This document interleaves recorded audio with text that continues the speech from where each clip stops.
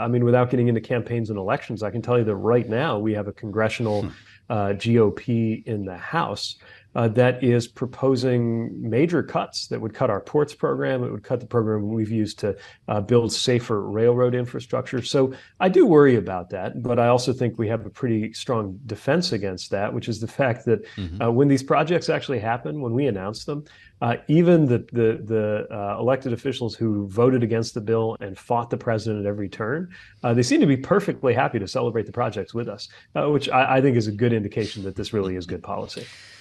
You know, I mentioned that before you came on in a conversation that we were having.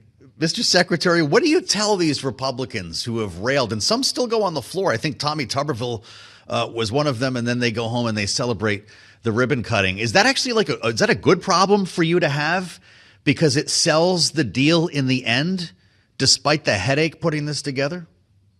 Yeah, I mean, look, I have more appreciation for the handful of Republicans who crossed the aisle to work with Democrats and work with President Biden to get this bill done. But those who want to celebrate it after the fact, I guess, welcome to the party. I mean, these are going to benefit people. We don't have Republican roads or Democratic bridges. I mean, these are good projects regardless of politics, and they're going to benefit people regardless of their politics. And, we're not going to let constituents suffer because their particular representative was short-sighted about this. We're trying to really push past the politics and just get the work done. Well, it's not every day we get the transportation secretary on the air, and we are talking with Pete Buttigieg here live on Bloomberg.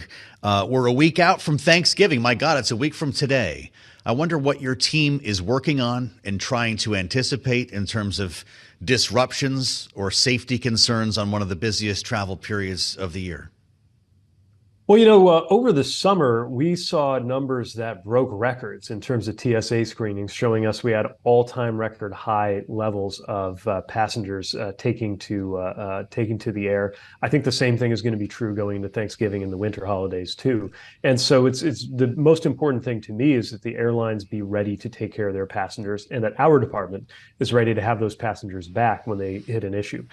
Compared to even 1.5 years ago, there is dramatically better, stronger passenger protection that our department can enforce. People should go to flightrights.gov, ideally before you buy a ticket, to learn a little more about what each of the different airlines is responsible for offering their passengers that again, we can enforce if there's an issue. We're also trying to make sure that operational concerns are being met. That's why we're aggressively working to modernize FAA technology, hire more air traffic controllers to support that increased demand. Economically, it's welcome to see more and more people returning to the skies because remember, since we're talking about anniversaries and what it was like a couple of years ago, it was only a little over a couple of years ago, everybody was wondering if the airlines would go out of business. Now we have kind of the opposite set of problems. We just need to make sure the system can keep up. So no meltdowns, no big Southwest messes this year that we have to plan for. Well, there better not be. And if there is a problem, the airlines know that we are going to be on it very quickly and holding them accountable. But look, we've seen, to their credit, we've seen them step up. We've seen a lot of improvement. The rate of cancellations is actually below what it was before COVID so far this year. I'm looking to the airlines to keep that up, and we'll do everything we can to help them meet those goals.